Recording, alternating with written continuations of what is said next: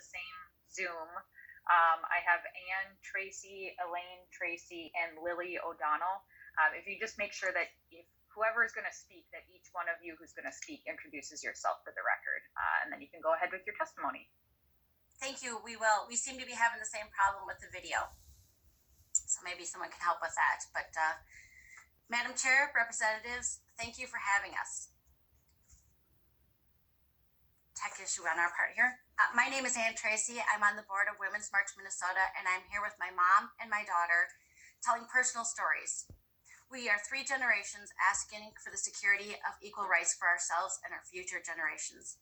We have seen improvements over the years, but it's been incremental and without constitutional support, which means we don't have rights. We have the illusion or assumption of rights, and there's no security in that. Madam Chair, representatives, my name is Elaine Treacy. I'm the mother of 3, grandmother of 7, and a former senior systems analyst. When I was in grade school, only boys could be on the police patrol or servers at church. There were no sports teams for the girls. I envied their opportunities. When I was married, my salary was not included in our mortgage applications, and I needed my husband's signature for a credit card or major purchases. He did not need mine. Most damaging was how these limitations reduced my expectations for myself. I didn't feel equal because I wasn't, and I couldn't dream equally. Madam Chair, representatives, again, I'm Ann Treacy, daughter to Elaine. I have 3 daughters and I work in a high-tech field. I walked easily through some of the doors my mom opened. I played a sport. It was assumed I would go to college, even get graduate degrees. But 1 year into one of my first career jobs, I learned I was being paid considerably less than male counterparts. The employers fixed the situation, but it happened decades after the Equal Pay Act of 1963. Greater protections in the ERA would help enforce equality.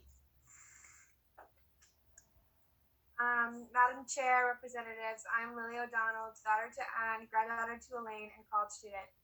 Some things are better for me, some things aren't. In high school, the boys seem to get the best times or spaces for sports events and practices. In grade school, girls couldn't wear yoga pants because they were too distracting to the boys. The boys' uniforms were not based on reactions of girls.